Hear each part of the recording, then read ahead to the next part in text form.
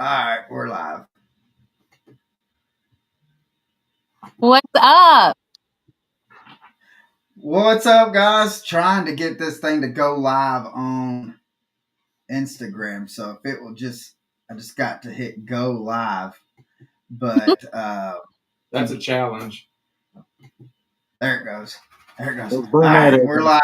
Burnett We are live on Instagram and TikTok right now. So I'm going to do this, and we should maybe be able to.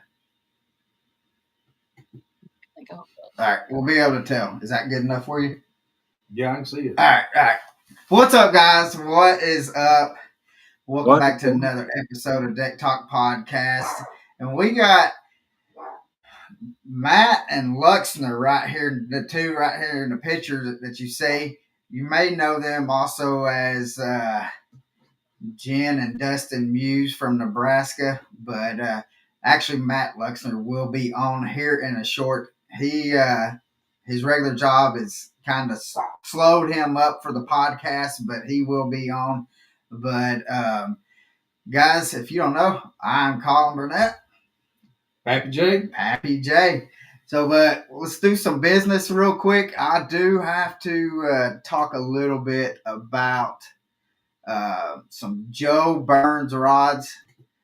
These things have been the best thing that I have put in my hands. The sensitivity on these rods are by far the best I have ever had in my hands. Today I just yanked up on one that was a monster Chickamauga bass that just all you felt was just a little thump, and that was it, man. And that was that was the best feeling ever. I don't know. Besides, after that little tick, it just started running with it. Most of the rods, all you'd be able to just see is just the line running. Would not be able to feel that little tick, especially when they're sitting on beds. You know that they're not going to hit that bait that hard. So make sure you have your custom rod built by Joe Burns. Call him at 423-618-9499 and tell him that Deck Talk Podcast sent you guys. All right, we got Jen and Dustin. What are y'all doing? Well, we decided to make a trip from Nebraska down here to Mold, Alabama. Supposedly we're supposed to say roll tide, but I can't do that because I'm a Husky fan, so it's going to be red. We're talking now. Roll tide. Oh, no way. No, those words aren't supposed to come out of my mouth. But no, we are here in Guntersville, Alabama.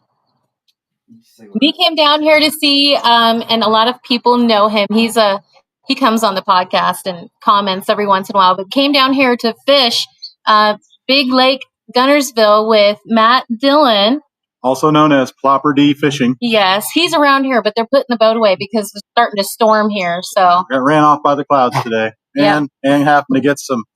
I don't know if we can take a look. Let's try to take a look. I don't know if you guys can look behind us, but we have like the sweetest pad, the sweetest Verbo out here. It's beautiful out here. You turn around here. We got some lakeside front property. Pretty cool. Have y'all even took a rod down to the water and just walked the water's edge? I mean, because them bass are sitting right.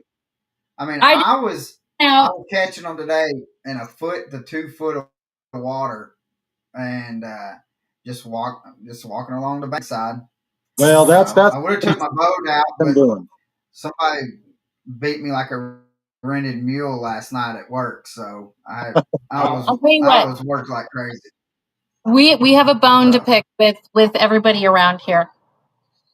We did fish this morning, but in order to get our boats on the water, we have to have an Alabama boater's certificate. Boater safety card. And basically the way it works.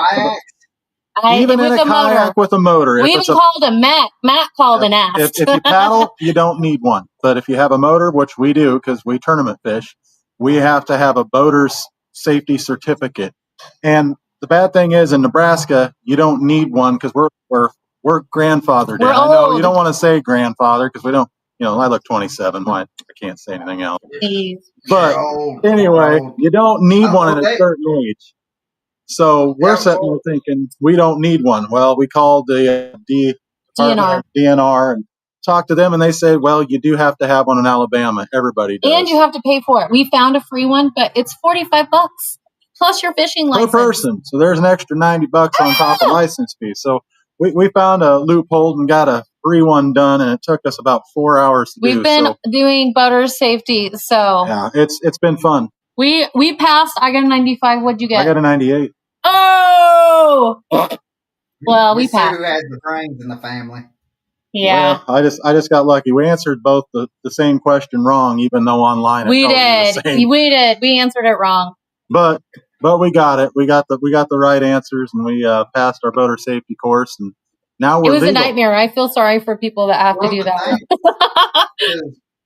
Pappy and I were talking, and that's brand new. This year is the first year that they're making people do it.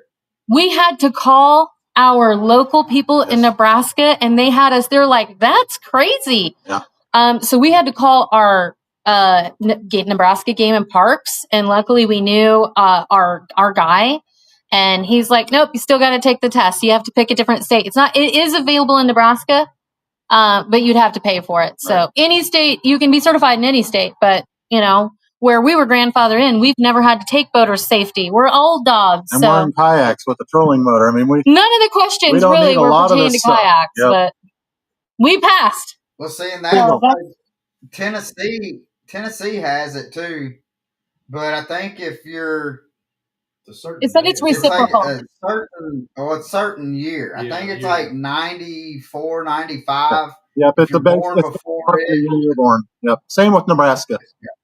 Well, I'll tell you what, it's not an easy test. So don't go unprepared. You have to study. Like, there's a lot to it. So can you imagine having what that test is like, and then what I'm going through to have the captain's license? It's crazy. It's got to be a nightmare. It's got to be a nightmare for sure. It was a nightmare for us, and we don't even need it where we're at. It's not even. We decided that you guys just wanted our $45. Not me. It's that roll tide. Yeah, that's that roll tide. That's right. It's the tide. They got to pay for that crap somehow. That's how they're getting that NIL deal. All right. No, the tide tried rolling us, but our N put a heck no with a capital N to it, so they didn't get our money on that one. I am kind of glad that the weather's a little nicer out here. It's been really nice since we've gotten here. Yep. Well, I want to talk, though, about Nebraska fishing, because y'all been doing a little bit of it. I know y'all been running around like a chicken with its head cut off. I mean, probably about 3 weeks before the Classic, and you haven't even slowed down yet. So we haven't. We didn't even unpack on. That's crazy. But I know I've seen some pictures and stuff of some bass that y'all have caught up there.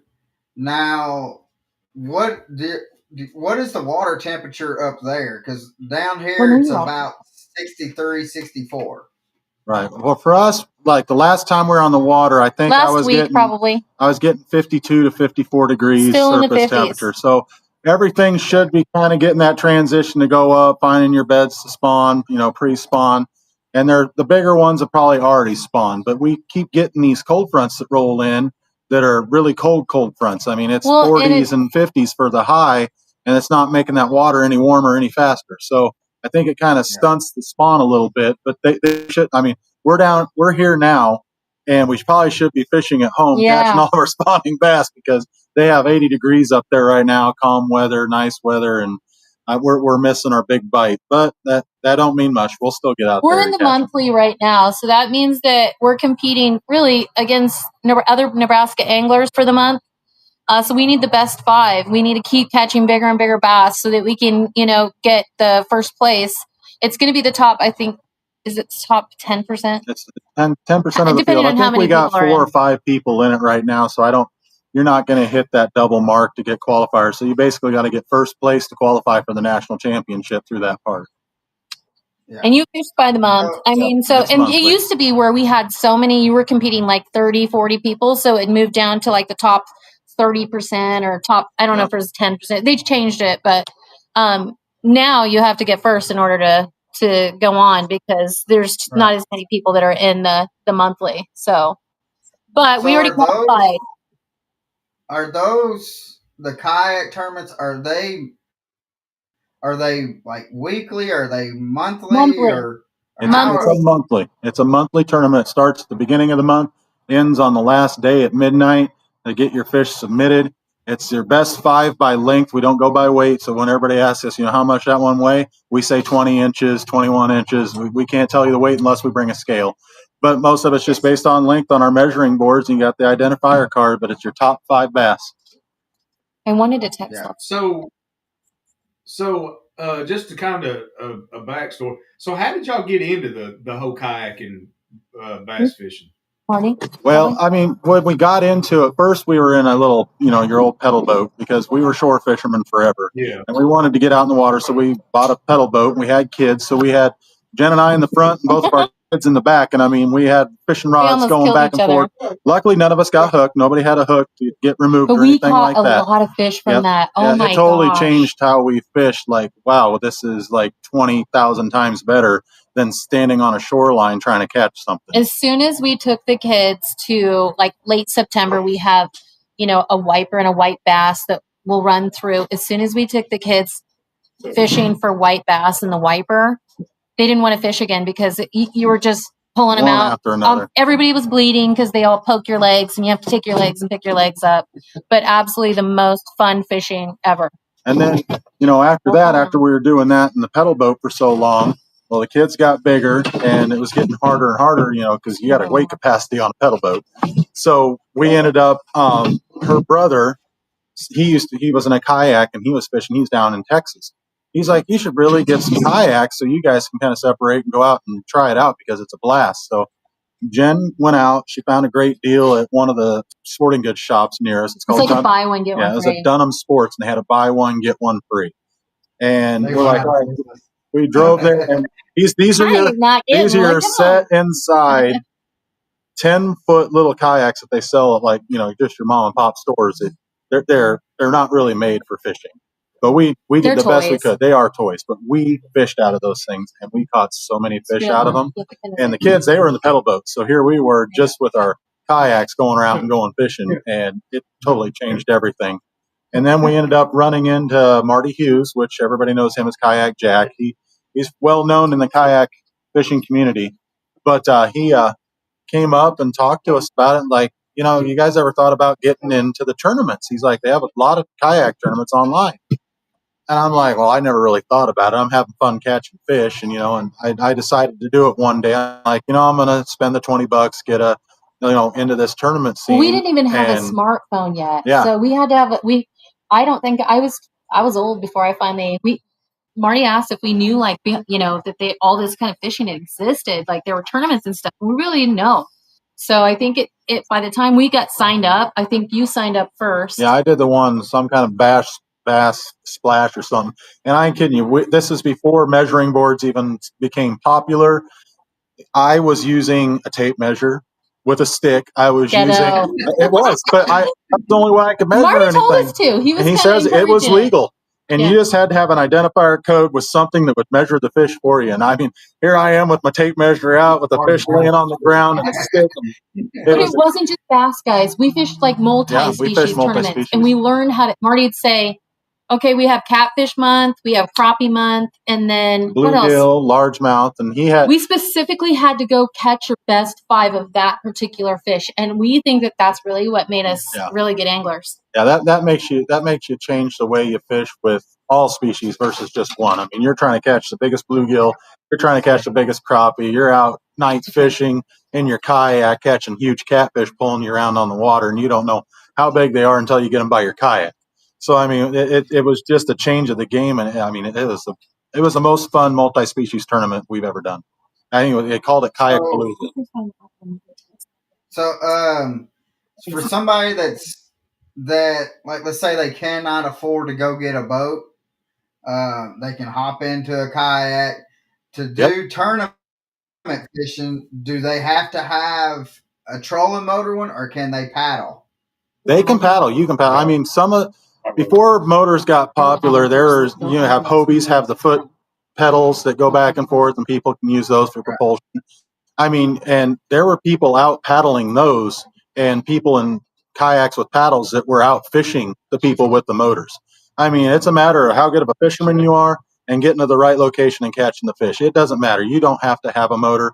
You can go out there, paddle it. I mean, we paddled 5 miles just to go to our fishing spot with me, her, and both of our kids, just to get to the spot and fish. So, I mean, you can do it. You can get to the places. You can have fun. And, it's a matter of how much money you want to put into it. Yeah. Now, because I was not off season, but this winter, like I've thought about, well, that wind's blowing. I thought about like wanting to try to holler at one of my buddies and stuff that's around here and trying to just enter a kayak tournament, because I think that'd be interesting trying to do. Right. I'm kind of afraid for the fact that I may like it. Yeah, that'd be the problem. Yeah. It makes you want to sell those glitter rockets, as we call them, and get into the plastic brigade. Mm-hmm. Well, I mean, you can't catch a fish going 70. I haven't done it yet. Right. So that's right. All it does is spend money on gas. He's gonna go boat here. I feel like we don't have the funds or the maintenance skills to take care of a boat, so we stick with the kayaks. As soon as we added motors to our boats, you get extra troubles. Like you get new things that you have to, But we also upgraded to lithium batteries, so now we can go. You can go 15 miles on a 12-volt 100 amp hour lithium on our full charge, going 4 mile an hour and go fishing all day long. I go 100 mile an hour until I get there. Yeah. So it does change your game, but it also makes it to where like my biggest thing with being in a boat is you think if the fish aren't biting, I'm going to go shoot clear across the lake and go clear to the north. When you're in a kayak, you have to break the area down you're in. You're trying to catch fish and not waste time. So you're fishing the area. You're fully fishing it versus they're not biting good here. I'm going to go try somewhere else. You're committed to it. Yeah. That's absolutely right. I think that's the best thing. And I mean, you see it nowadays that kayak fishermen they have tournaments on the same lakes as all the Bassmaster Elites, Major League Fishing, and all that. And they'll have kayak tournaments, and the kayakers are catching bigger, better bass than what the pros are doing. And these guys, they're supposed to be at the top of their game, and you got kayak anglers coming in, and they don't have the speed to go, 100 miles or run 2 hours up the lake to go find a spot. They find their spot, they fish it, and they're catching quality fish. But I still like bass boats, though. They are fun to fish off of. Well, we can't just zoom on over across the lake to go get where we want to go, but I do think it makes you really dial it in. You have to, because you can't just run off to the other side. Plus, I mean, you see me, and even when you and I have worked together, we're huge map readers. Like, I love to figure out where we want to go, which ramps we're going to, utilize. There's rules. Like, we can only use public ramps. We can't, or public accessible ramps, right? Can't just go drive on the side of the lake and hop off and go. I mean, we have rules that we have to follow. See, I like the comment, Jen, that you just made about really breaking it down. And I can see that in a kayak versus a bass boat. You're already committed to the area. So you would really have to get to know the terrain under the water as well as on top, all the structures and stuff like that. So that's very interesting. I can see where you would know. I guess your knowledge of the water and the structure underneath would be a lot more versus somebody that just gets out here like me and shoot across the water. You're not overlooking nothing, I guess is what I'm trying to say. Well, and I think between that and the fact, I think you can be so much more. I think you can be quiet, and I think a lot of times, we can get into areas. I notice that the more quiet I am, and the more I really am. These bass, these big bass that we're after, because let's face it, we've gotten to a point in our lives, we're not chasing little fish or numbers, we're chasing monster bass. We've realized that that's what we're after. We want to go fishing, and that's fine, but we're really looking for exclusively like the biggest bass we can. Why not? Our whole goal is to catch a double-digit bass. That's why we're down here. So, I mean, I feel like who's caught the biggest out of y'all? Who's caught the biggest bass? Dustin did. I'm really close. I've caught more big, like, I think I've caught bigger bass in numbers. I've caught more bass over 20 than he has. I don't know. I believe about that. That's pretty even. But I think he's caught a bigger one. I see a challenge. Y'all need to start marking these out. I haven't deleted a single picture off my Google Photos. He doesn't miss one. I don't even take pictures. I got proof. Anymore. I kept my proof. We have caught monster bass, especially for, he's really close. Tom Witcher was weighed. You'll have to explain. Well, by the scale that I used, which everybody that I've talked to at the Classic, everywhere I go, they're like, he's been whining about it. That is well over 10 pounds. Nebraska state record is 10 pounds, 11 ounces. And everybody's told me it's over 10, maybe even 11. My scale said 9 pounds, 9.7. And it was 23 3/4 inches long. See? Are you sure? There's Matt. What's up? Yeah. So, because at the Classic, we were talking about it, and you showed me that picture, and I pulled up my 10-pounder, my 10.2. Yeah. And I know. Yours had more girth on it. Yep, I know. I'm having a feeling my scale was a piece of crap. I wish it wasn't. It was the only thing I had. I don't even know why I had a scale that day. We don't normally weigh anything because all of our stuff goes by measurement. The whole. Well, you need to have a scale with you that works. There's one called Bubba Scales that's phenomenal. Yeah, and I know. If y'all get it, then y'all can do. I've got one, and y'all can do a tournament against us, like Pappy and I. And we can have even like if Matt got one, we can do one where Matt can fish his lakes.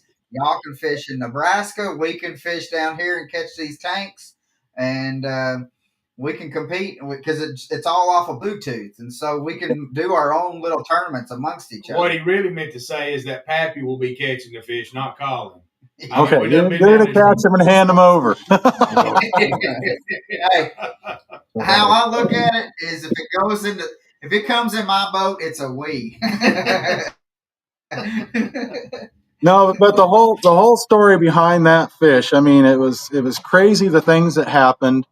I even told John, our buddy.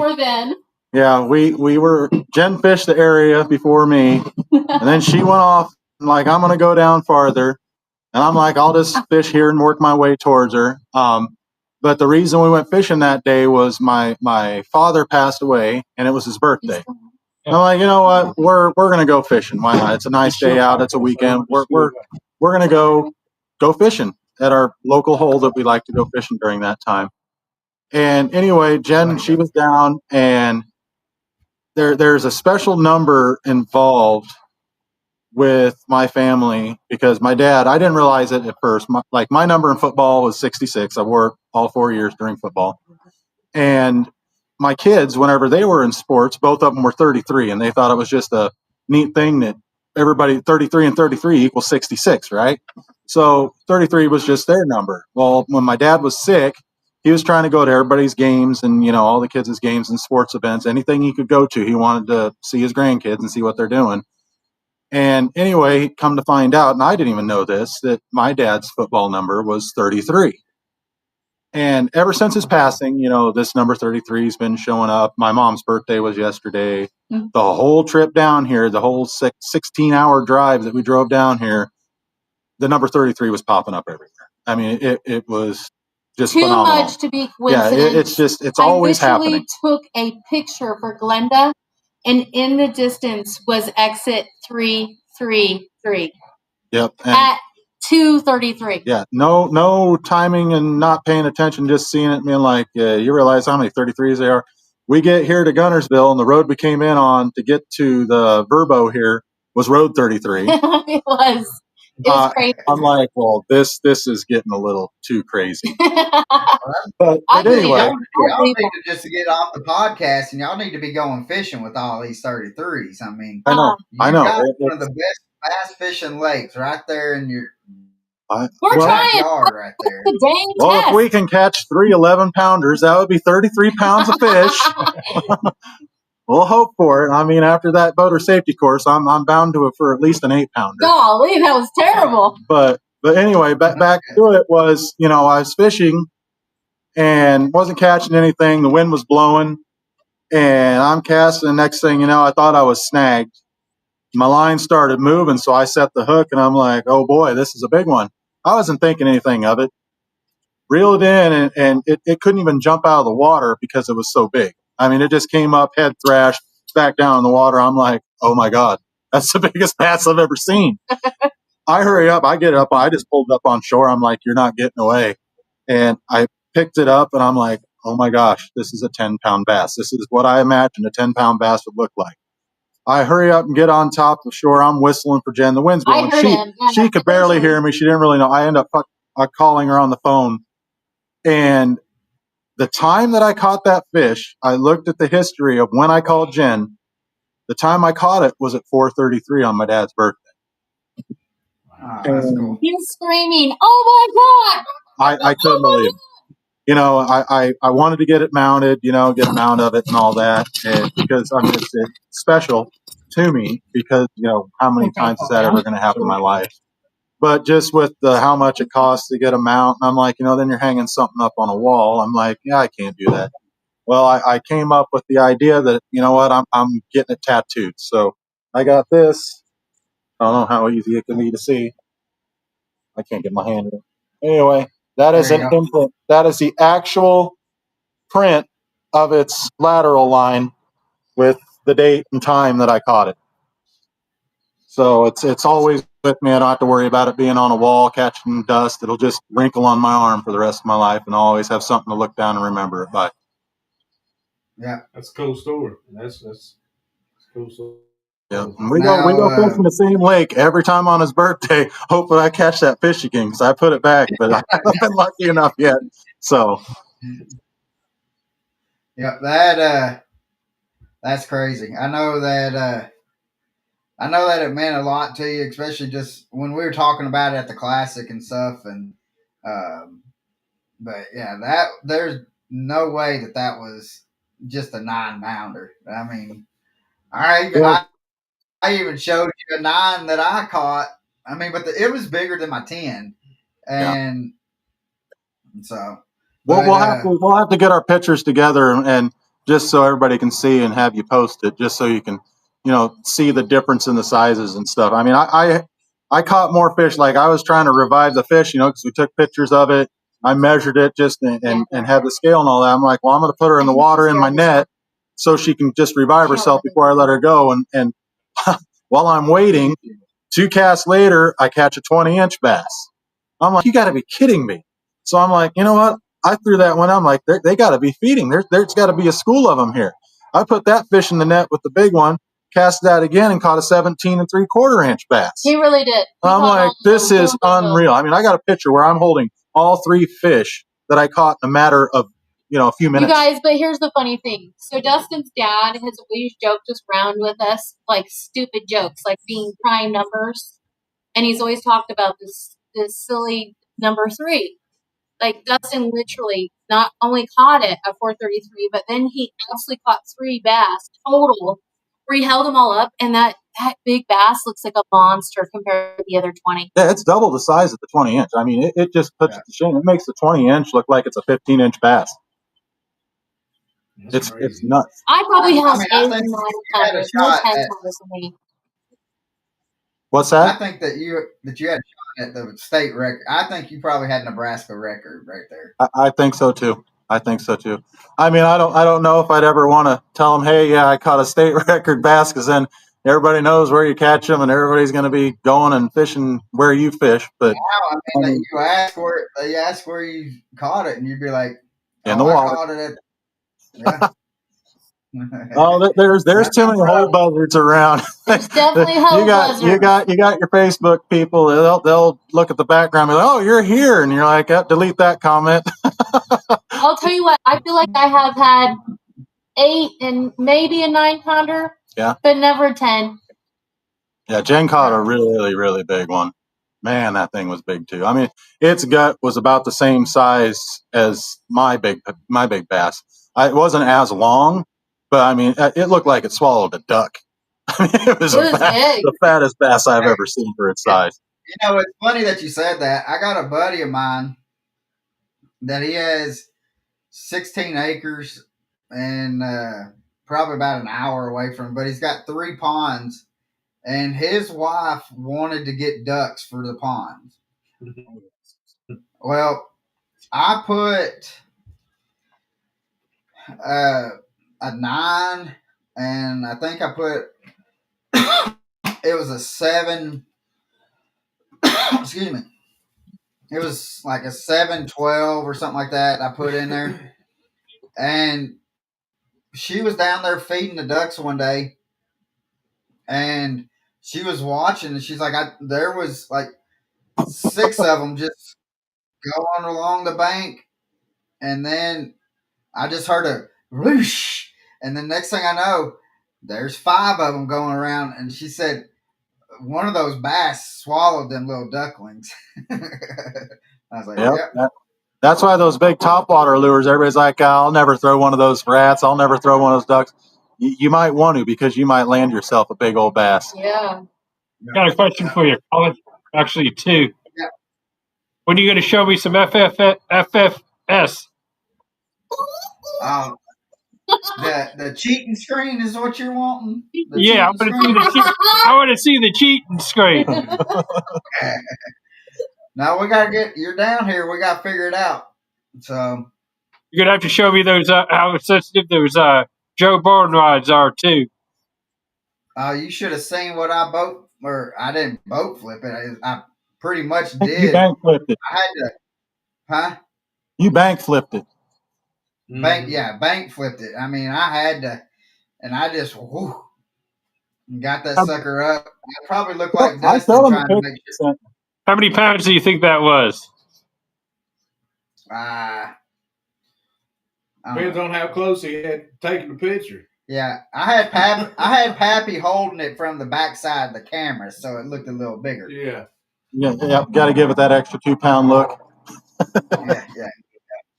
So, but I mean, I probably had roughly 20 pounds that I caught today, in the best 5 that I caught. So it wasn't. That was awesome back.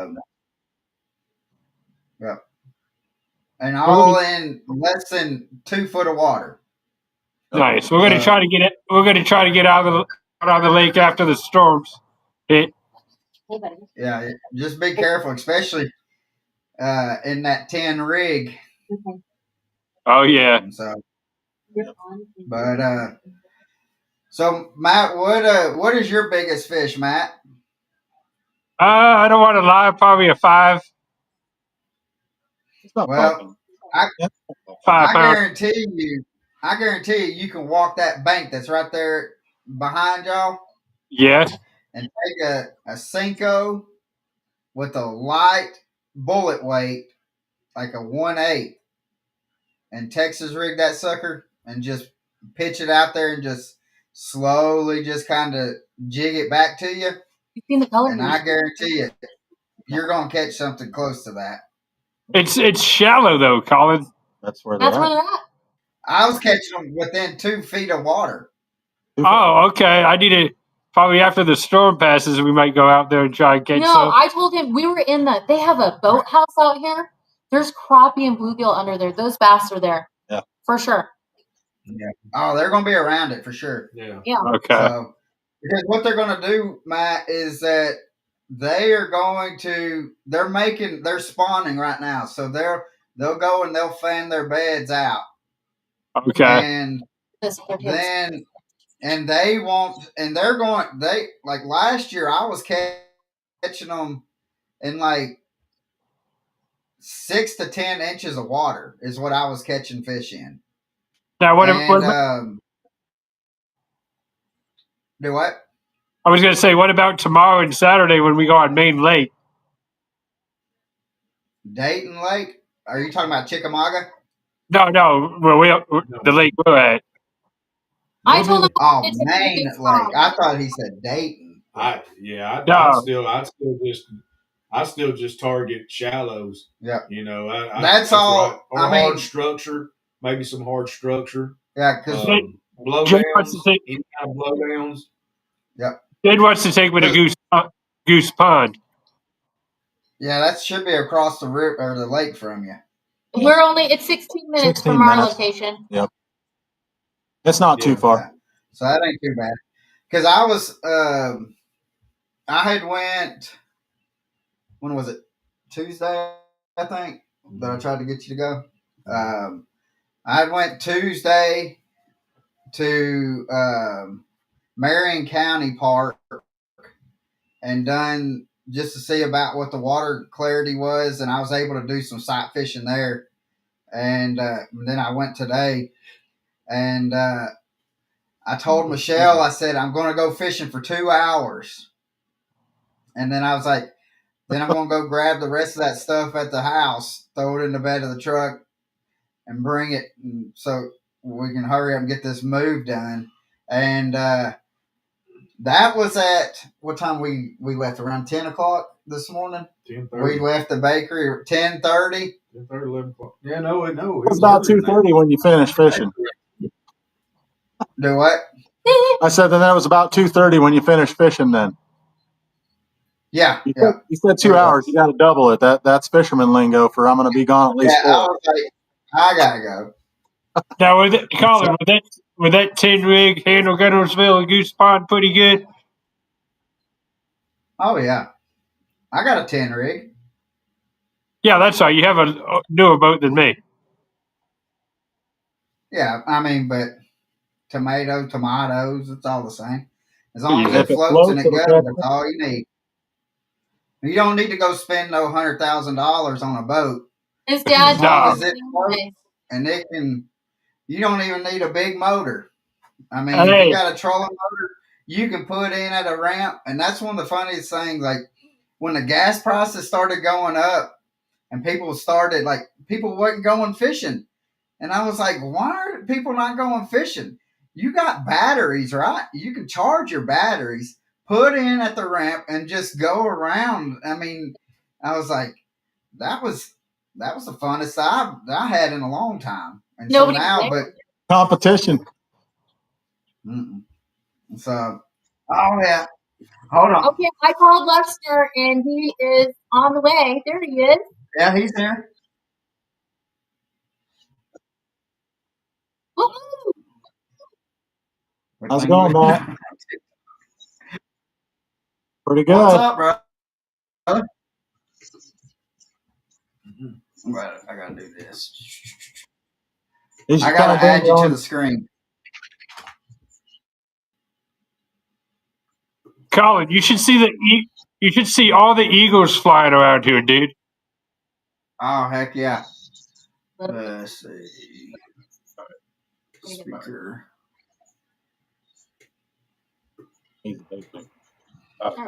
So. You know.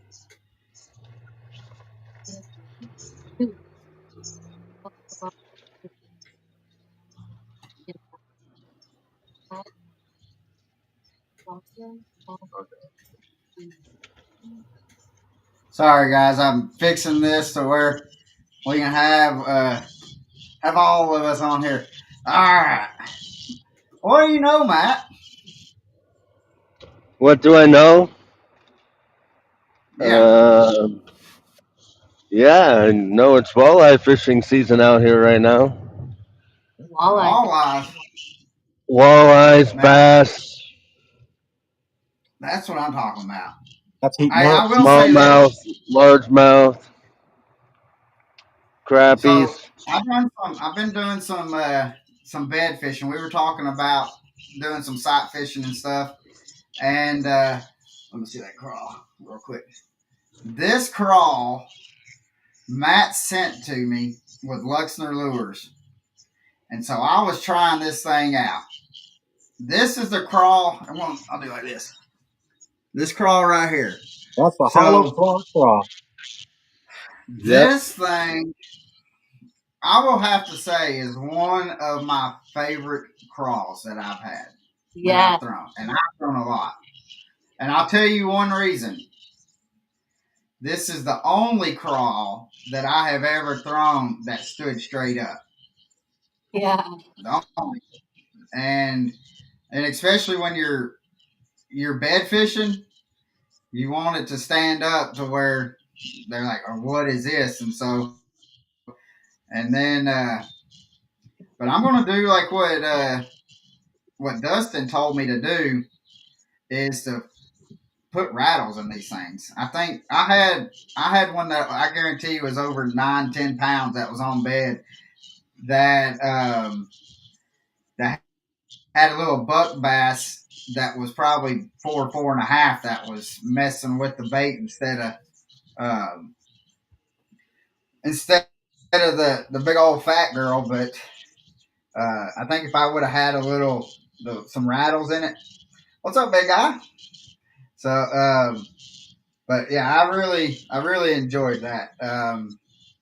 So, but Matt, can we have you kind of explain like to people because a lot of people may not know who Luxner Lures is. So, can you kind of introduce yourself? Yeah, my name is Matt Luxner. I live in Moses Lake, Washington. I have been fishing and making lures my whole life. When I was like 7, I was cutting up my mom's kitchen spoons. Then they bought me a creepy crawler set, and I figured out a way how to make creepy crawler plastic, which is plastisol softer, and make fishing lures. So, and melting Okay. down soft plastics. That was when I was like 8. So then I've been making lures ever since. Yeah, met Jen doing Trapper Tackle Pro Staff like 8, 9 years Wow. ago. What was it? It's been a while. So Heck yeah. yeah, So now, where do you get? I mean, your baits and stuff that you have are not your ordinary looking baits. You have some like weird looking custom. baits, huh? Yeah, they're custom Custom. molds. I have that one craw though you can buy at like a lure that's lure craft. But Yeah, most of mine are custom molds that I do. I don't like doing the same Cinco or same swim bait. right. I have some of those molds that everybody else has, but for the most part, I do custom and I do a lot of open pour and silicone molds and stuff like that. So Yeah. And So I explain know to them that now. like um my dad's got some, and he actually wants to. He's going to get the bass subscription box from you because he's seen some of the baits, and he was like, man, they're they're odd looking. Some of them are. Some of them just kind of look traditional, but a lot of them are just kind of odd looking. Like there's one that's a rivet, and I'm like, my dad was like, what is that? And I was like, it looks like a rivet to me. And and it's a so rivet. It's and not a rivet though. It's a cherry popper. That's what it's called. It's what it is a cherry. People will see the name and be like, oh, that's a perverted name. It's a Cherry Max 4-10 aviation rivet that I blew up twice the size because originally I made a inch-and-a-half one for ice fishing, and it was a bet. It was a bet Yep. that me and a guy were talking about fishing, and we were doing a sheet metal project. He was my helper, and he was like, "So you're telling me this will catch a fish?" And I was like, "I bet it will." Case of beer and Oh yeah. $10. I molded one out of repo rubber, like 2-part silicone putty. Went home, poured it like 5 of them. 15 minutes before work the next day, I caught 6 fish. So then Well, the rivet was and born. And I yeah, go big and go well, home. So when I had a custom mold yeah, made, not only did I have the 1.5 inch made, I had a 3/4 of an inch, 1.5 inch, 3 inch, 4.5, and 6 inch all made at the same time. So yeah, let me get this straight. You got this off your the whole design come from a rivet. A rivet, yeah. Well, a pop rivet That's crazy. that they use well, in and the thing aviation. is, uh, That is crazy. And you're so saying that you I have love that. this is just package, It ain't and stupid if it works. it Yep. says it ain't stupid if it works. And that's the thing about it is, and I've gone out and I told Jen and Dustin, I was like, I'm going. I mean, yeah. And Well, so so that we, it's funny is I came out with that lure. It was like 10 years ago. I started making it 10 years ago, and it's like everyone's like, "Oh, that's so stupid. That's stupid." Well, you look at forward-facing sonar baits, and you look at the tails that they didn't have on lures like 10 years ago. Lures like the baits that you'd use for them now are like jerk baits and stuff like that. Now they put all these little ribs and stuff on the back. Well, if you yeah, look, they're just like the rivet tail, and so the back of the bait, the little rivet head catches the water and makes that tail wiggle. And so 7 years ago, I had made one. I need to find the mold that's a minnow body with that tail, and it would be the perfect forward-facing sonar lure. oh man, Oh, that would that I could yeah I would yeah. that Well, And even and with I'll that, use and that so on you a can I chatterbait. told I'll you use could that rig on a that with just chatterbait, a swim jig. What was that? and so like I you could rig that with a Ned head and just use it as a net, that's your what I'm gonna smaller say. one, just as a This Ned would rig. be a good throw it on like a bald head jig or a Ned rig or a micro jig. This would be phenomenal on. That's my And favorite way so to fish it. Now snap. I'll do what I call snap netting it. Like I'll drag it and jiggle it and just let that tail go. And then every once in a while, I'll just give it a snap jerk like you would like snap jig in a blade bait, right? And that tail, you'll right, feel the vibration in the rod tip, brr, brr, and that's when really they'll with hit from the tail. the tail. You'll It's feel it from the disc. vibrating It's the disc part of the pop rivet is what's causing your eruption of the tail All right, because it's causing it to we're, like a float behind chatterbait it. I'm blade. just gonna say this: Yes.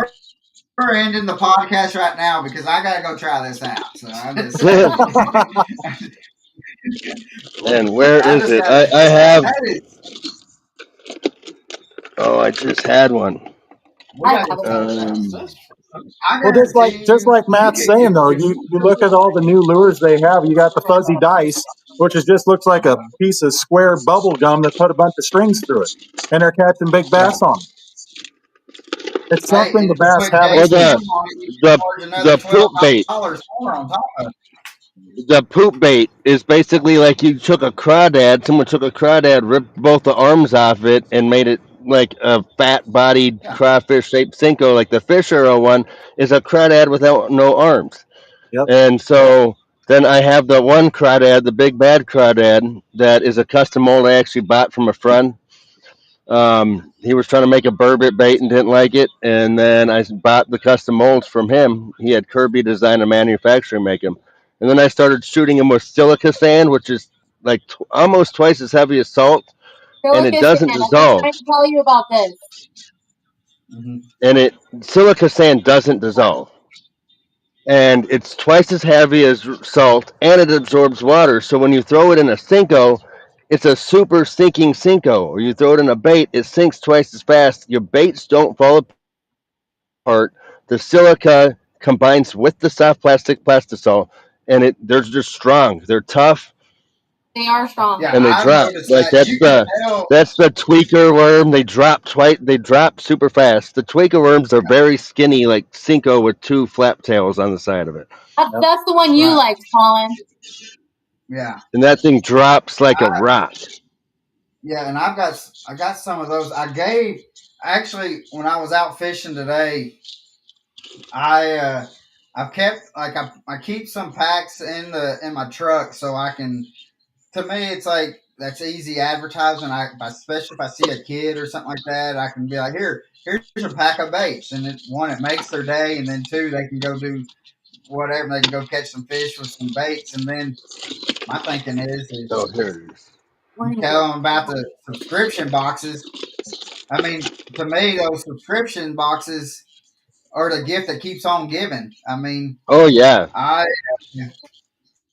that's like the I think perfect that gift. As a kid, like 11, 12 years old, I would have loved grandma to get me that for my birthday. And like, oh yeah, I mean um, it. I mean I my dad told John is this story, but like when I 9 was a years old. kid, He's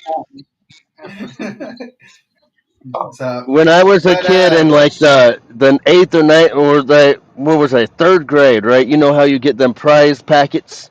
Like you get 100 on a test, you get a star, and you get so many bucks, and you pull some stupid army man out of a treasure chest. Yes. I had a million of those little dollars the whole year, and so like end of the year, she was asking my mom, I guess is the story how the story goes, like, hey, Matt is not spending none of his money. Like, what is up? He's got all this money, and he just opens up this treasure toy thing, and it's like, eh. So my mom told her what lures to buy, and I had like a couple $100, and I had a whole year's worth of these little things, and she was putting like the most ridiculous prices, like a spinner bait. I had a man spinner bait, and like some map spinners. I spent all my money in my little Starbucks, and in one the third shot, grade. like, dang, in the third grade. That is So funny. that's when I really got addicted because my dad was in the military and we moved everywhere. When we're in England, we didn't Yeah, fish that much, but we moved to Arizona, Tucson, Arizona, when I was 7, 8 years old. And my dad was a trout fisherman from Colorado, and we were fishing like little trout ponds, and I was watching people fish rattle traps. And so one day I talked my dad into like, I'll do whatever dishes or whatever I had to do to get a rattle trap. And I got a blue back holographic sided rattle trap. heck yeah. And I was walking around. I saw a whirlpool on the side, and I tossed it in the whirlpool like that little 8-year-old kid doing messing around. I pulled out an 8-pound bass, and from that was my first bass, 8 pounds, and I was Oh. hooked, hooked. Well, later on that year, I went on a Cub Scout camping trip because I was in the Cub Scouts. I'm an Eagle Scout. My older brother, he's 17 months older than me, hates fishing. Maybe it's because me and my dad, it was our thing, and he felt left out, but he hates fishing. So I'm fishing some pads with a frog, which is the other thing I love to do besides rattle traps. Um, and he picks up my rattle trap pole and just starts slamming it between some lily pads. And he hooks up and he pulls out a 13.5-pound bass from some lake in Tucson or outside of Tucson, like 2 hours away in Patagonia Lake or something. Pulls out this 13.5-pound bass, and I was livid. And for years, it took me 6 years to beat him, but for 6 years, I was just trophy chasing for 6 years. That's all I did. He can't beat me. Like he don't know. All I ever did was read Bassmaster magazine, Field and Stream. I went fishing. We had a pond in the like a mile from the backyard. All I was doing was fishing, and it took 6 years, but I caught up to him. Heck yeah. Now, um, so you've been with, I guess, being with your dad being in the military. So you've been able to go and kind of fish kind of all over the country and all over the world. Then, Yeah, so I moved a lot, and even once I moved out the house, it like my dad was in aviation, and I'm in aviation, so just like it every 4 years I was moving. I've been in here in Washington since 2018, so who knows? Maybe we got to move sometime soon. But I Arizona, North Carolina. Then we moved to the Midwest, Wisconsin, Minnesota. And then I came out to Washington. I was like, oh no, trout and salmon. I don't know anything about this trout and salmon and blah. And then where I live at is actually some of the best fishing for anything I've ever seen. Walleye, smallmouth, largemouth. Like I've caught 10-pound largemouth up here, up north, and you're like, that's crazy. And I know one of my friends catches 10s and 10s to 14s all the time, and he So what's trophy the hunts and biggest he makes his smallmouth own. you ever caught? We make big Uh, walls. I'm thinking 8.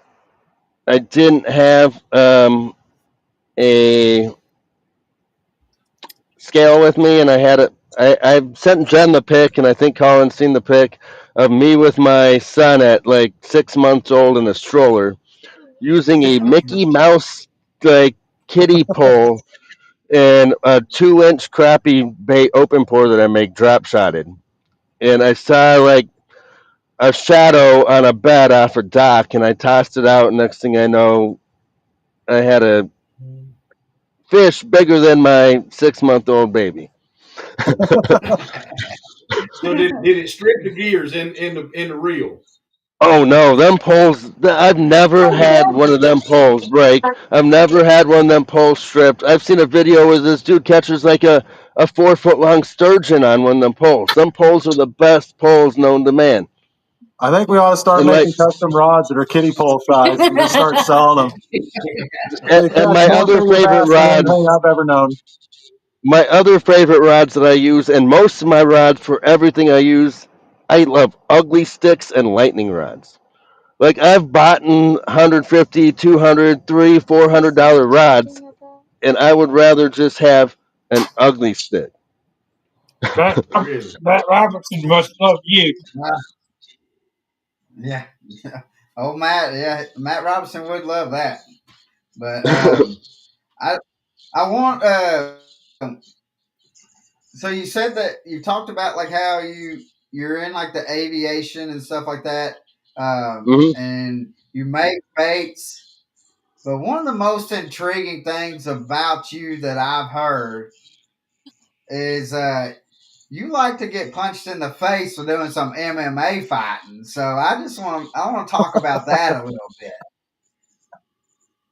I've done a little bit So of MMA, jiu-jitsu, yeah.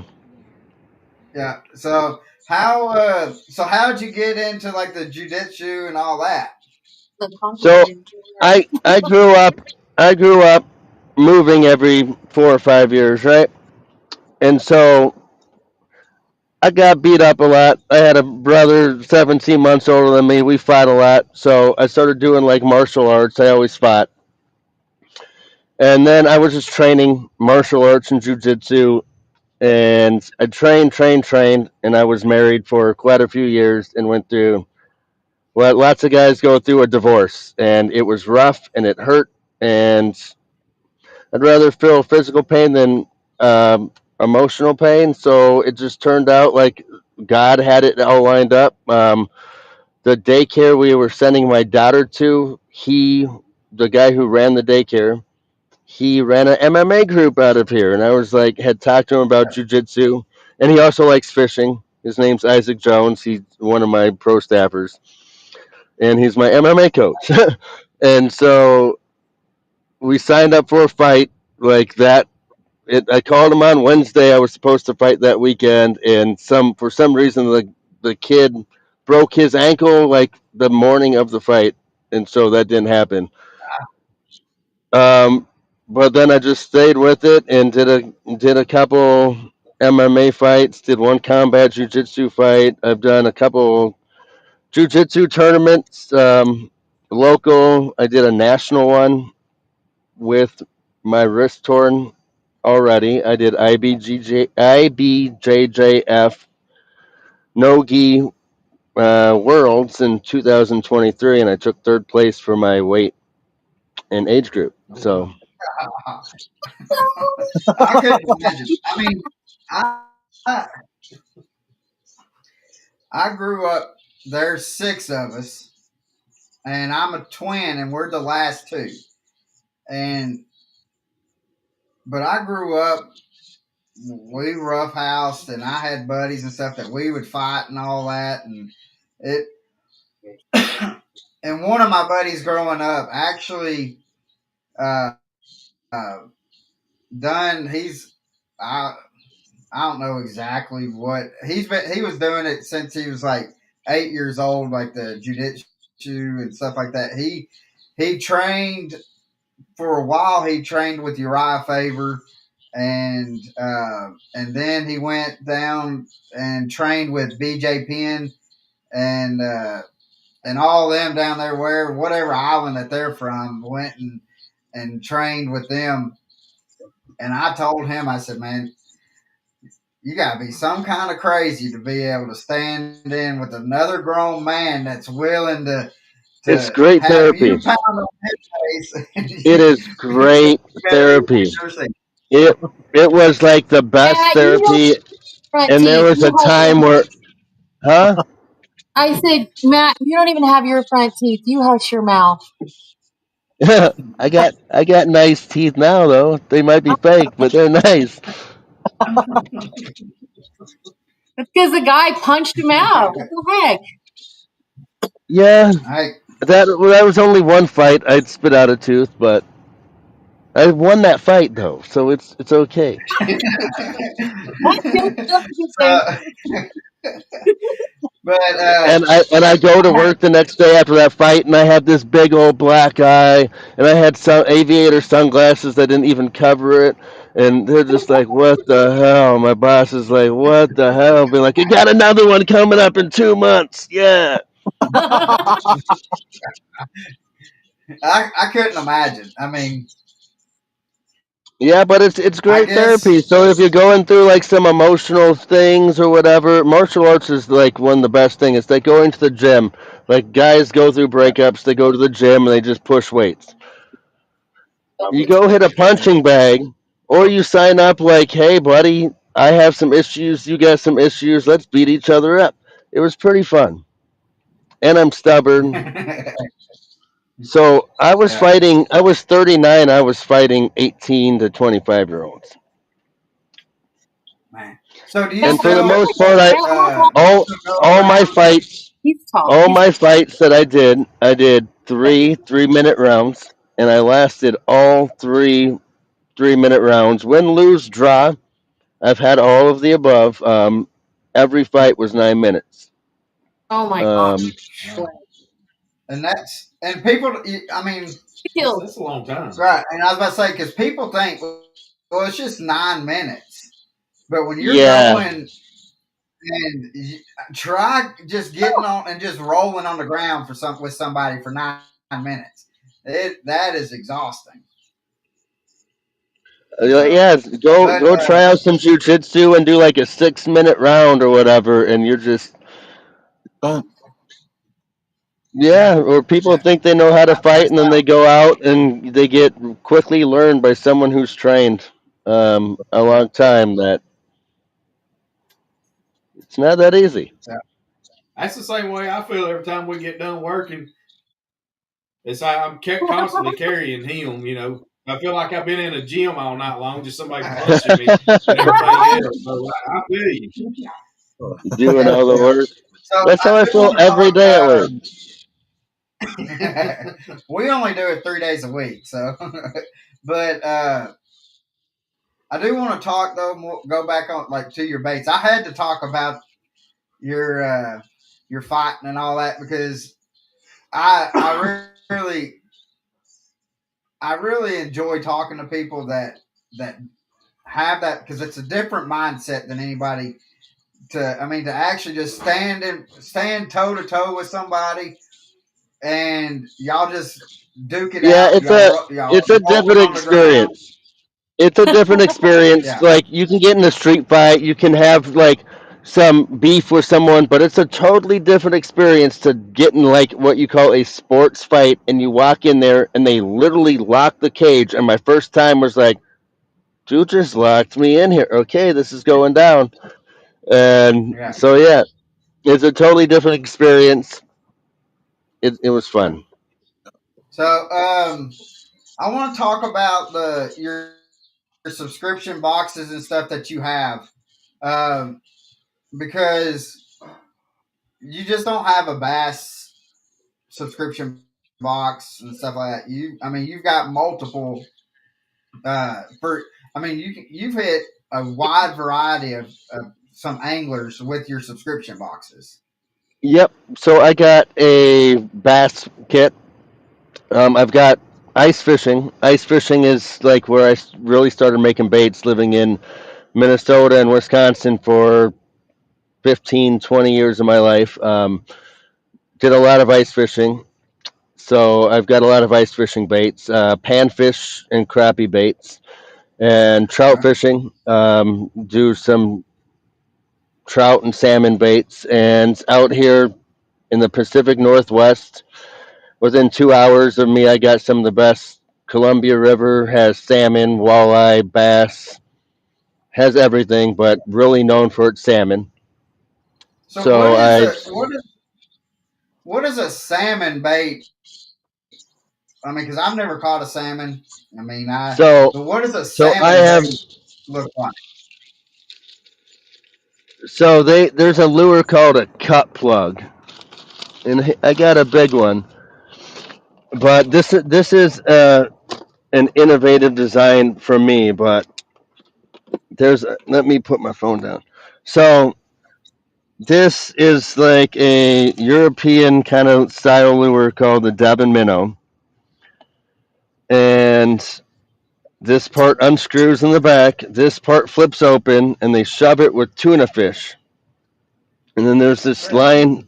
You run the line through here, and you put it behind a big old Dodger, which is like a big old spoon, and like a 8 ounce weight, and you troll it on the boat.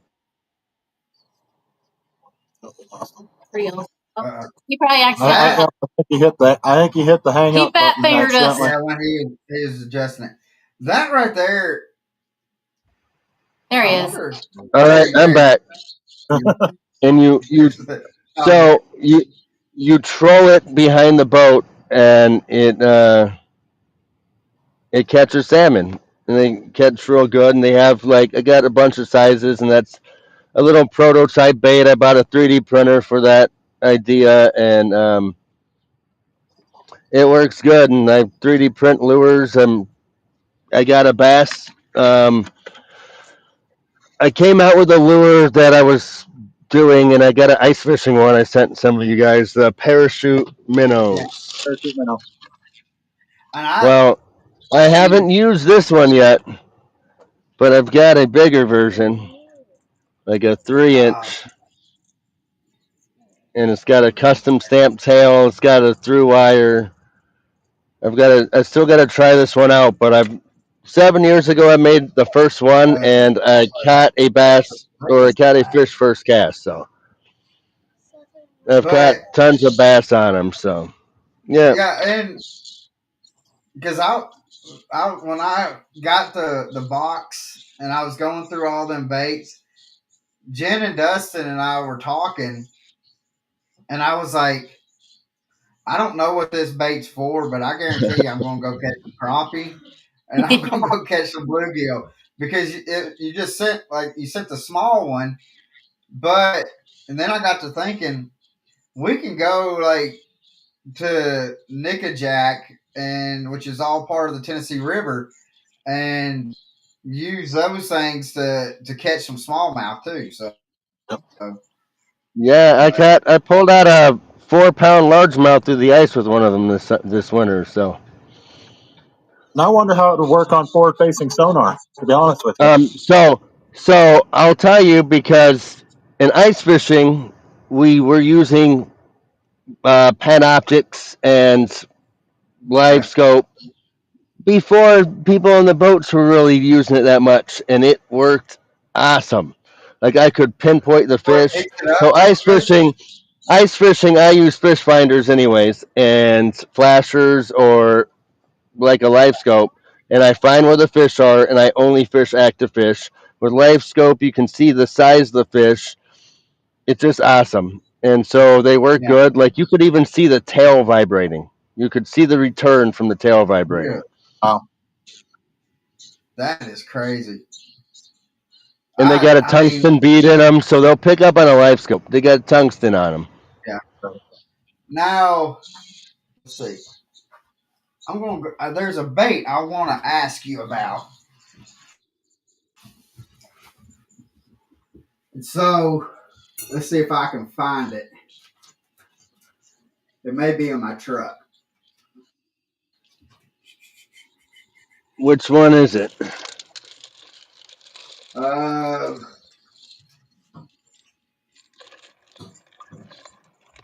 So, here's what he was just showing us right there. So, this one here, these tiny little things. What are they? What do you use these for? Tiny. I can't even see what that is. It's so tiny. Is that the one? Is those the ones that look like a little pill? Like a pollywog? A pollywog pill? Or is that the roly polies? Only roly polies. Oh, those are like I use them. Those ice fishing. You use them for panfish. Also, put them on like a little tungsten jig. What'd you see? Put them underneath the slip bobber. We catch trout, open water with them. All those the like little scuds is the one with the little tentacles on it. Because that's what I was thinking too. Was for pan fishing. Yeah. And so, but I'm gonna have to try that. I mean, I don't target bass with little things like that, but I've caught some big bass off wax worms. Like lots of people that I know have caught 4, 5, 8-pound bass off like fishing for bluegills with ultralight poles, and it's like, it's insane when you. I caught my biggest bass on crappie here. One of them. Yeah. When you're using like a little crappie bait with a kiddie pole and you catch an 8-pound smallmouth, or you're using an ultralight trout pole and you catch I caught a 50-pound catfish once on a medium light walleye rod, fishing for walleye.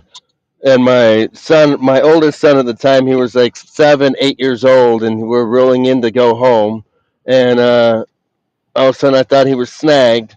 2.5 hours then the line moved. 2.5 hours later, we got a 50-pound catfish up to the dock, and I realized then I don't ever want to do that noodling where they stick their hand in the water, because I stuck my hand out and I grabbed that thing in the mouth to pull it by the dock because we didn't have a net, and he smacked my hands like it was a mouse trap, and that thing hurt. Started thrashing. They bite. Yep. And yeah, he was over 50 pounds, and he was taller than my 8-year-old son. And so you catch those fish like you'll see people in a kayak fishing for bass, and they catch a like 48-inch muskie or something like that, and get sleigh rided by a muskie, or like Dustin and them were talking about catching carp on French fries, right? That's right. It worked. It worked. I'll say crappie gear is a legit thing, because we took some of our friends. They were from Colorado and they came to Nebraska, and we took them out. It was kind of a crappy weather day, kind of like today, but it was colder and just drizzle. And we went out. We're trying to show them how to, they see all of our fish pictures, like, you got to take us out. So we took them out and we tried getting them on fish. We're giving them lures like, try these. This is what we caught them on. We didn't catch anything forever. I'm like, what's going on? I'm like, you know what? I'm done fishing for bass. I'm going to start fishing for crappie. We have to get them caught. I'm like, I got to find something for these guys to catch, because there's a good crappie where we're fishing for bass. Well, I put on this little tiny frog. I don't even know what they're called, but it was just a little plastic frog from Cream Lures, a little jig head, just something small for crappie that we catch crappie on. And I ain't kidding you, I caught, 15 bass in a matter of an hour, fishing the grass with a little tiny frog. That's the only thing they were biting on was crappie gear. I gave it to the two guys, and they started catching fish left and right too. They're like, you got to be kidding me. You got any more of those? I'm like, that was the only ones I had. I just couldn't believe that day was just a small crappie lure day to catch quality size bass. They were anywhere from 15 to 18-inch long bass, and they were in shallow water. They're around the bushes. Yeah. Where the crappie Now, Matt, this is Pappy. Sorry I didn't introduce you earlier, but he is a spinnerbait king. Me too. So, do you have any baits that will go on a spinnerbait? Oh yeah, that cherry popper, that rivet, that is great on a spinnerbait. Great on a swim jig. That creates extra Then vibration on it. I got one that Jen has seen pictures of. I got a centipede lure that I have a mold for. I could make more of, and it would be a great spinnerbait trailer. It's like Yeah. 4 inches long. Has 4. what? I said maybe like you can do a limited 4 so people can try that. Yeah. Yeah. And I'm set up That'd to be mass pour. Like most people who do open pouring, right? Like you watch World's Worst Fishing, Chris Jones, YouTube video, whatever, and you see open pouring, and people are heating up plastic in a Pyrex cup in the microwave, 1 ounce, like a 1 cup size cup, and they're pouring these fancy baits. Well, I got pots, and I pour. right. I have hundreds of molds. It's the only way to do it efficiently and be able to do it. You just get a bunch of molds, a couple pots. You can pour 2, 3 colors at the same time and just one after the other, and boom, you learn how to do things efficiently and quickly and good. And it's Yeah. all practice. So I can pour So, molds fast. I have ways to pour appendages like that people don't understand. That's easy little tricks that I've picked up over like 35 years of making baits, like heating up a silicone mold and then running a spatula over the top and scraping all the plastic off. I call it slop and pour. It's like the easiest way to pour plastic in the world. You just don't even try to make it nice. You pour plastic over a hot mold, scrape it off, and boom, all the legs pop out. Like, oh, huh. We're giving away your secrets, Matt. Yeah. No, I did. I did. That's not my secret. Marlon Bates has done that like 12 years ago on his YouTube channel. Yeah. Now, how is it easy to blend the colors and stuff? That because some of the baits that you sent has like multiple colors in it. Is it easy No. to have it? No. No, so like if you go on one of the soft plastic making groups on Facebook, that's like 90% of the questions is going to be like, oh, I can't get my laminates to turn out, whether it's open pour or it's injection. And it's all about Right. viscosity and temperature. And Yeah. so if your plastic isn't the right temperature, if it's too cold, it won't bond to each other. If it's too hot, one color's hotter than the other, whatever, you start running into problems like So it's you don't get very an even sensitive to laminate. that. Yeah, That's interesting. it's a process you learn how to do. It'd be like going out and trying to skip a jerk bait under a dock with a bait caster, and you're just rat's netting at first, but after a while, you get good at it. Yeah. Oh, I'll tell you this, Matt. Nobody knows this, but there's 4 people in this world that know this story, and I'm about to tell you this. All right. So we go to the Bassmaster Classic, and I've got some friends that come down there. They bring some rods, and the first day, somebody hands me this rod. Says, "Look, you cannot bird nest this reel." But the reel already had a bird nest in the thing, and that person wanted me to try to get it out, and which I did. But so I know what you're talking about, bird nesting, and I mean if you can see somebody just how they're acting, Can you still flip people off live? I mean, can you do that? You see that? So, yeah, that we're gonna make that a cast. Hey, now I threw that out in like 50-mile-an-hour winds. We almost died trying to fish this. Okay, so Luxner, you sent us a huge batch of everything, pretty much everything you have that you make. No, that was an eighth of what I make. Oh my gosh! Let me tell you, it was gold. It cost him $20 to send. It was a lot of baits. So we needed to get out there and fish them before we left for the classic, and make sure that we were trying everything. Make sure that we really, we looked at the packaging. Like, we want to represent Luxner as best as we can. So it was literally the only place to fish because we had 40 and 45 and 50-mile-an-hour wind gusts. People were pulling over. They're like, "What in the heck are you doing? You guys are crazy!" I'm like, "You're gonna die. You're gonna That's when they had die." that accident in Kansas. I don't know how many people died, but you couldn't see on the interstate. And it caused like a 50-car pileup. We were fishing. I was watching videos, and you guys were like, "We're going fishing." And I'm sitting there watching videos of semi trucks getting like picked up and pushed around, and like, these fools are about to go kayaking in this because I knew you were gonna take your kayaks too. Like, what? I want to go.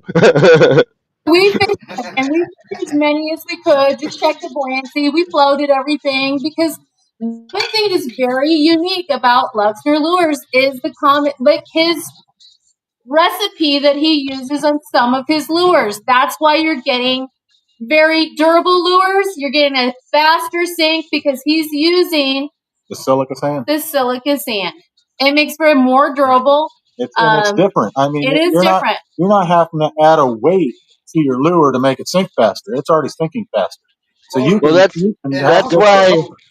So that's what Gary Yamamoto and all them put in the Sinkos to make them sink. And Zoom uses salt, and that's why you get sinking lures. And like me and a couple other people who've been bait making a long time, our theory is they did an excellent job of finding out a way to trick people into, besides the weight, but people think that salt catches fish, like salt attracts fish. No, salt is cheaper than plastic, and if I use a quarter of my plastic and replace it with salt, I can make my Zoom lures that I'm making. I can make 4 times or a quarter more, 25% more lures. You only get one use for that Cinco when they put that much salt in there. And they put that much salt in it, and the baits fall apart. Yep. And you're like, "Oh, I got to keep buying this bait. This bait's catching fish so good." And they have to use softer plastic in order to use that much salt, and they just fall apart. Think D-Man's, what's their bait called? Their recipe? Elastic. So they use Elastic. I feel like this is in between real plastic and elastic, but a hard somewhere here. And so there is a guy supposedly this week coming out with some plastic kind of like Elastic that he figured out. But Bait Plastics, this little homemade company, they make something similar to Elastic, but for a gallon of that plastic, it cost me $90. Okay. And so, like, I could maybe make like 30 packets of baits for $90, depending on what size lures we're talking about. 20, 30 packs of baits. And then if I'm, as a small bait maker, want to sell those Elastic style type baits, I got to sell that pack for like $20 a pack. Yeah. And it's just not worth it, so nobody uses it. It's called FlexX, but like if you're a home bait maker and you want something similar to Elastic, it'll cost you like $90 for a gallon. You got to heat it up on a hot plate, not in a microwave, to 400 degrees, and it just stinks and it's nasty, but they have stuff out there. Right. And but that Elastic is amazing. Yeah, but back to what you're saying about how they use salt in their plastics. You watch everybody's fishing videos. You know, they're sitting there catching a fish. They're catching it on a Cinco. And as soon as they catch the fish, they boat flip it or whatever, and the fish starts flopping around. All of a sudden, you see their lure fling off into the water. New bait. Because they caught their one fish on that one lure. They have to rebait their hook, and there's waste going in the water. And you know, they only got one use out of it, where yours, I mean, it's durable. I've stuck a hook in and I got it all in the wrong spot. And I'm like, I'll pull it back out. And I re-rigged it. It didn't change it at all on how durable it was. It stayed on the hook how it's supposed to. Where most of your other lures, as soon as you do that, they slip off the hook. They don't stay on the keeper or anything like that. Yours didn't do that. Yours worked great. Well, and you can kind of get away with it a little bit in bass fishing because fish are stuck to a cover for the most part, right? You got some times where they're roaming, but like ice fishing or fishing crappies and roaming a basin, if you lose your bait, like you're using a plastic and you got to rebait. That's why so many people use plastics or crappie jigs, crappie fishing. If you lose your bait and they're not holding the structure, you're fishing open water crappies, now you got to chase them down.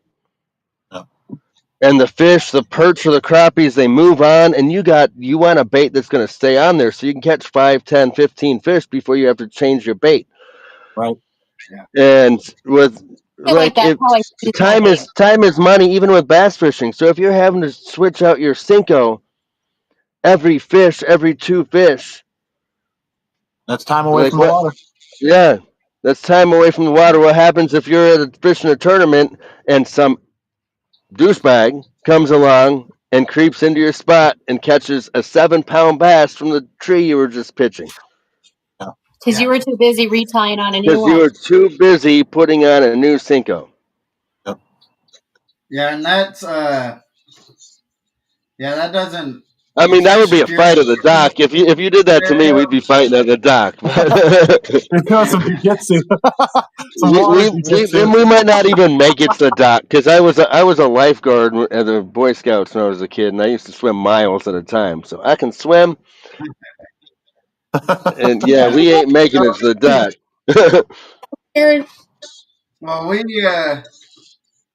we have been on. Let's see, Well, I got going one thing. on an hour and a half, I also have one and more thing, real quick, Colin.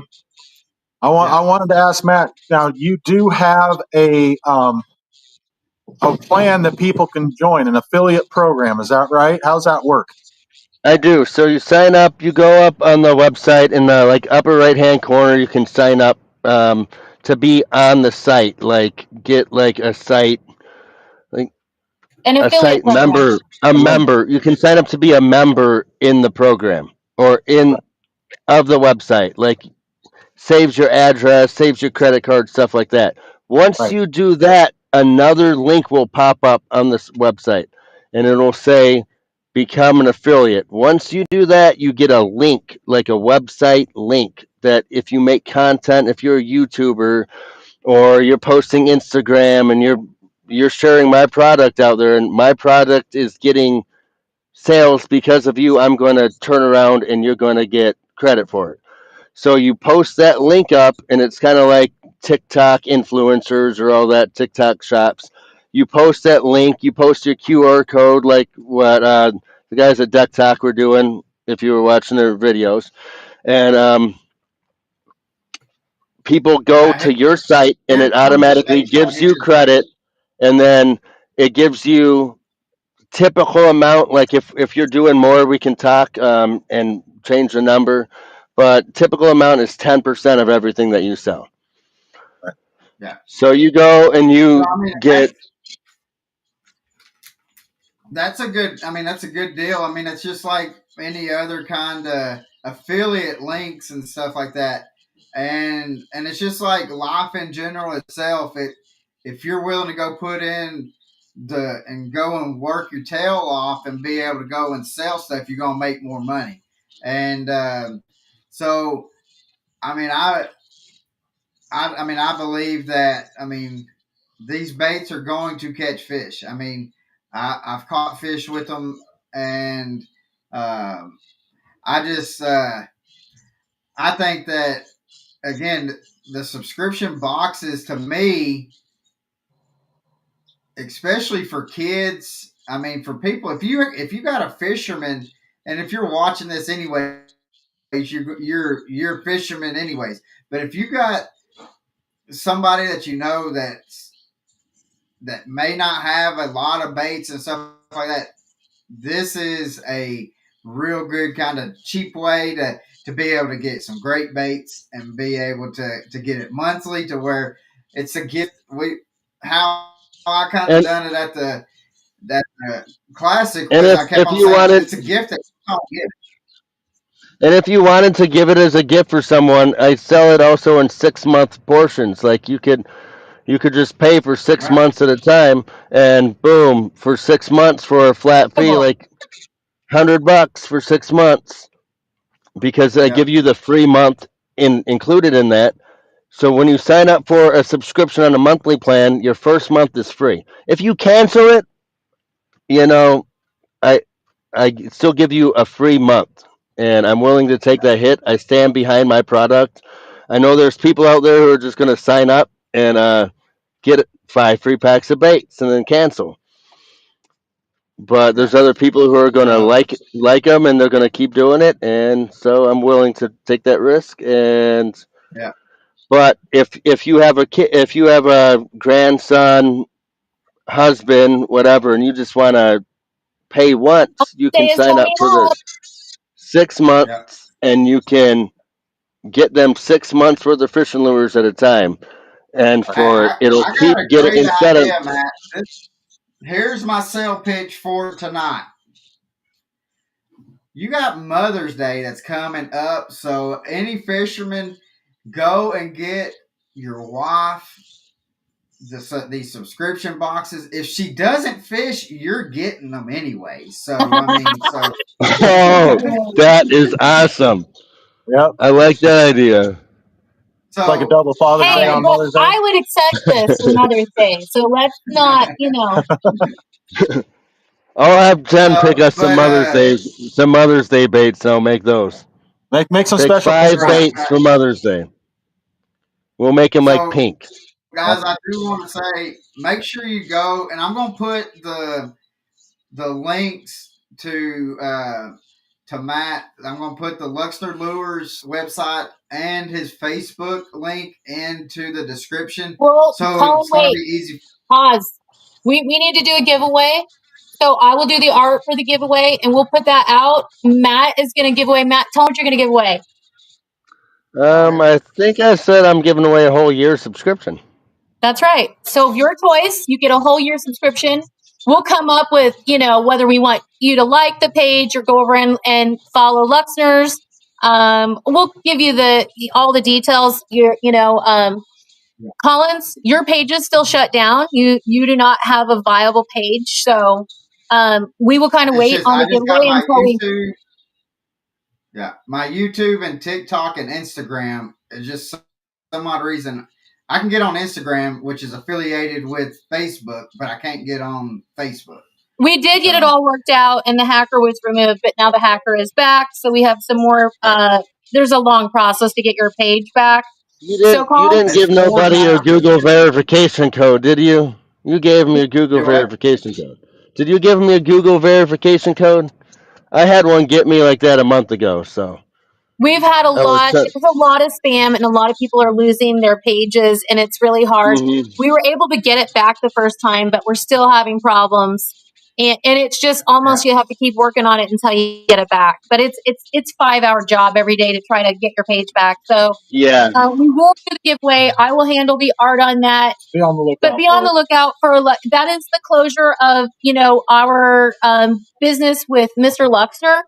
But we plan on helping him throughout this because we've decided that he took a chance on us, and we believe that we Luxner Lures has we got some incredible lures out of the deal. I feel like we have some stuff that nobody else actually has. I know that for sure because I haven't seen it anywhere else. So I really What are you think talking about? I took a chance. It took a sure bet. Like I've worked with you for 7. I love it. I've known you for 10 years, and I've worked with you. You created business cards. You created logos for me. You made bags for me. So anybody out there who makes baits and you want like bags or logos or business cards, contact Jen. I keep posting this on bait making sites. She's done it before. She did it for me, and they can do I'm that. really But proud of yeah, you. I don't believe that I took a chance doing it or any risk. Like I took a risk. Like I can fail, but like this is how I feel it in life. You get one shot. Like, so my goal with like the bags, my goal, I've had dreams as ever since I was a kid, like making baits, that I was going to have my baits in these packages, like in stores. And so last year, all of a sudden, like I was out of work. I with the injury, I had surgery, and I was like, started to really fire up making the baits. And I was like, you know what? I'm going to spend $5,000 and get these bags made.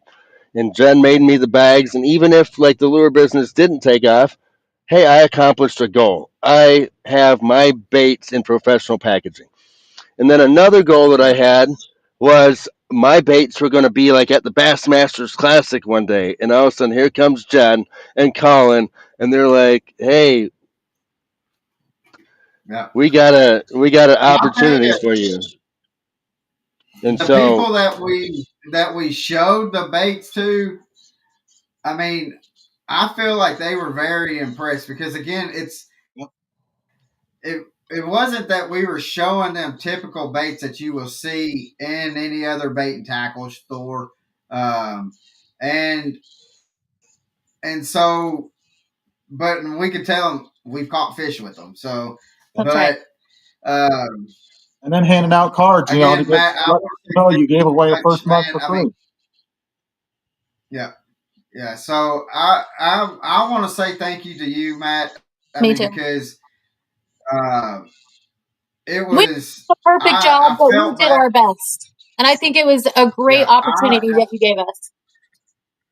I think yeah. you guys I did mean, great. because I still have I still have over 9 hours of footage that I still got to finish working on. I'm trying to get it worked on, trying to move, and trying to get Facebook back up.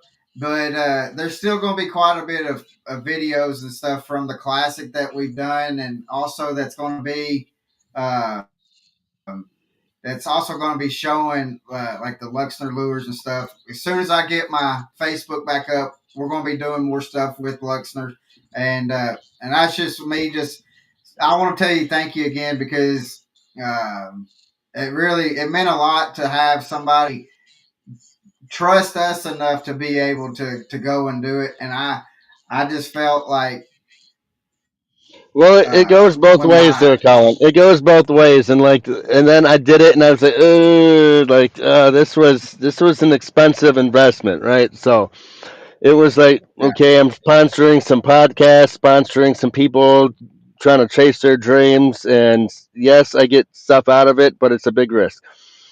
But at the same time, yeah like I said, I wanted my stuff at the Bassmasters Classic. I believed in Jen.